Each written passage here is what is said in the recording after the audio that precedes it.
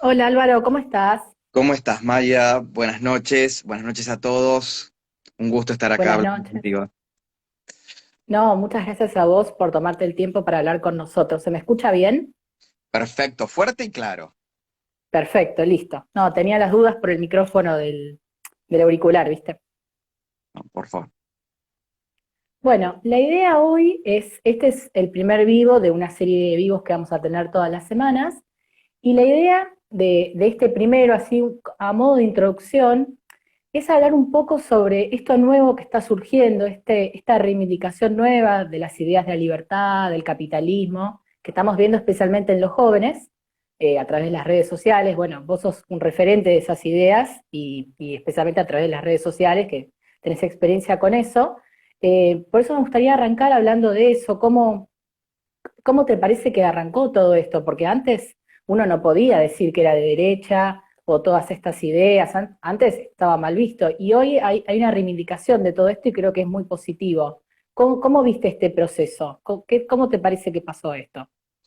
Bueno, en realidad, en primer lugar, lo vivo, me siento parte, como bien decís, soy un referente más, tengo la verdad el privilegio de contar con tanto apoyo, tanto afecto, tanto empuje por parte entre comillas, digamos, seguidores, suscriptores, adherentes a lo largo y a lo ancho del país, de diferentes edades, de procedencias, bueno, que acompañan mis argumentos, mis ideas, hoy por hoy, digamos, las propuestas de estrategia que creo que hay que llevar adelante en este año que es eh, fuertemente político, ¿no? Pero en especial por ser un año electoral.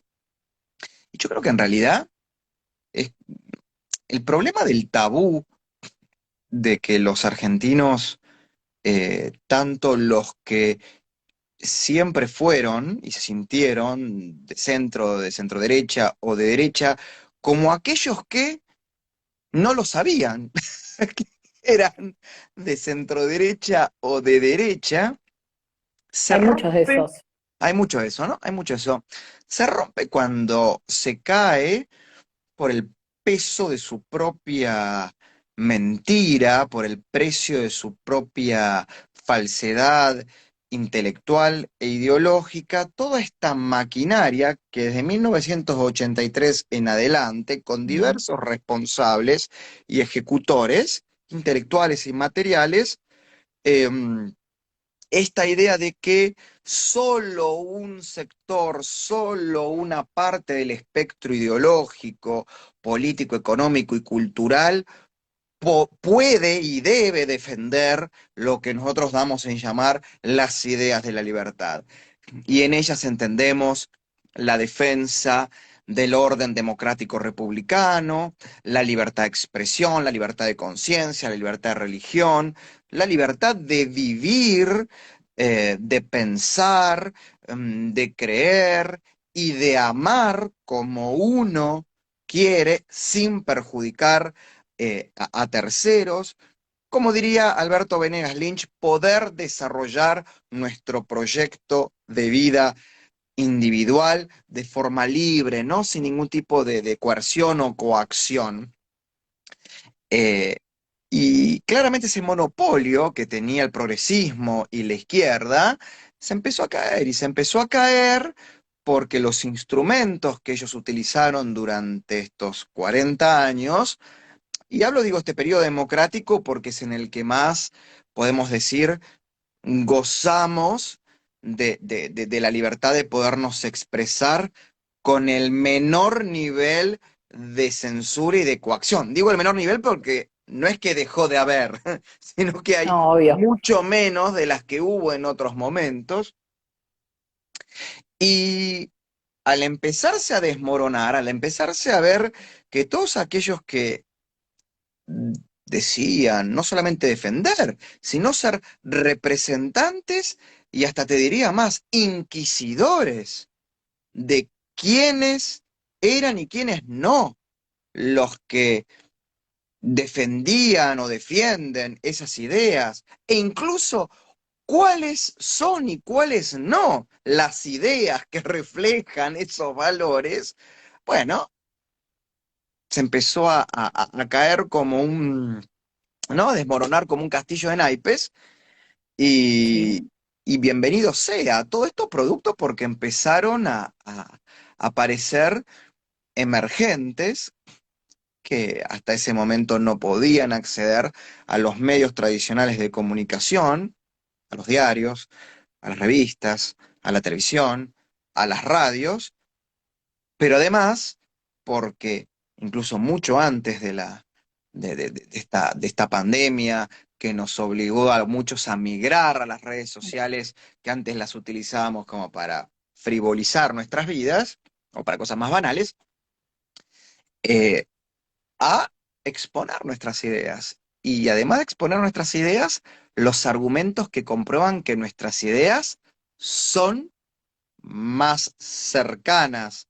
Y digo más cercana, bueno, no quiero ponerme en una posición de decir, es la verdad, sino lo más cercana a lo pero un poco cierto, sí, por medio un del poco dato y la sí. comprobación. Y de repente aparecieron economistas, politólogos, filósofos, muchos de ellos con profunda formación académica y otros quizás como yo, que somos más bien autodidactas, pero venimos de ser discípulos directos de grandes intelectuales o de grandes pensadores, también políticamente incorrectos, también innovadores, también disruptivos, ya hace muchísimos años, en mi caso Juan José Sebrelli, Carlos Escudé, Rubén Zorrilla, y claro, ya esto rompió una barrera, y luego de que rompió la barrera, empezó también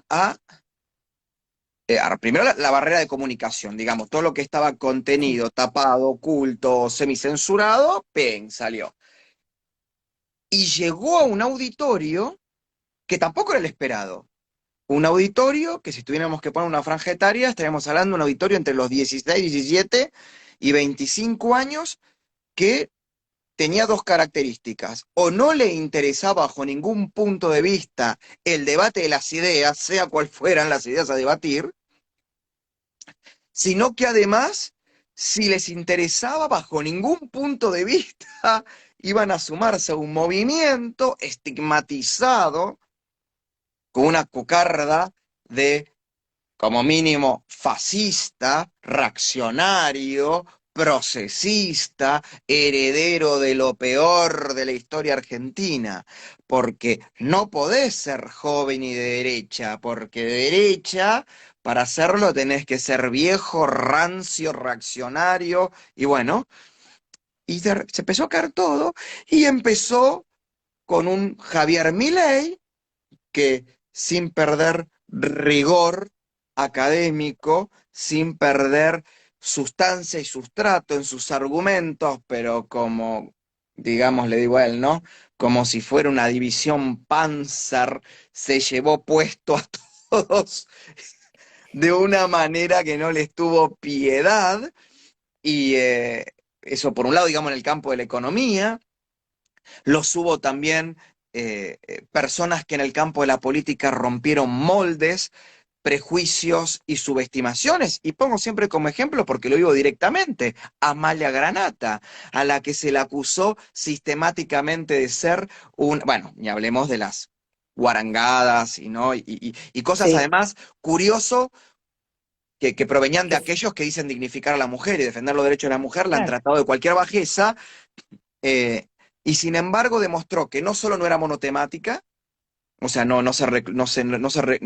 aborto. recluyó en la zona de confort de la defensa de la vida de la concepción, sino que además pasó dos elecciones, fue votada por más de 300.000 santafesinos, juró como diputada, constituyó un equipo que es el 20% de lo que dispone quizás cualquier diputado provincial, muy chico, donde primó el interés por el conocimiento técnico, el interés, o sea, primó en ella a la hora de elegir ese equipo, bueno, a ver qué formación, qué conocimiento, qué amplitud de criterio, no si éramos o no parte de el movimiento celeste, ¿no? Para ponerte un ejemplo. Sí, Y sí. además empezó a hablar de temas como la economía, la seguridad, ¿no? La baja del gasto público, la lucha contra la burocracia. Entonces tenemos Milei, tenemos a Amalia Granata. Después tenemos, por ejemplo, figuras como el Dipi. ¿Cómo un pobre va a hablar de la meritocracia? ¿Cómo un pobre va a hablar en favor del punitivismo? ¿Cómo va a estar a favor un pobre de que quien las hace la tiene que pagar? Y ¿Sí? pero Entonces, justamente debería ser así.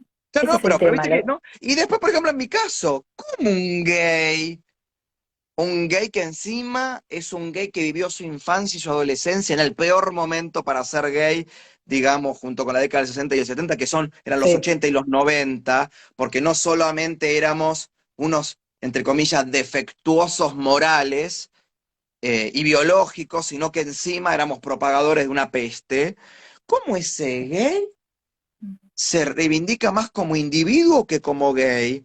¿Cómo ese gay reclama igualdad ante la ley y no privilegios por ser gay? O sea, Álvaro Sicarelli. claro. Y cómo todos los que te nombré, y podría seguir nombrando un montón de Sí, economistas, politólogos, periodistas, estoy tratando, estamos a favor de que nos dejen ser libres para poder desarrollar nuestro proyecto de vida y que seamos premiados y retribuidos en relación directa con el mérito, el esfuerzo, la disciplina que le ponemos a nuestro trabajo y a nuestro aporte productivo a la sociedad.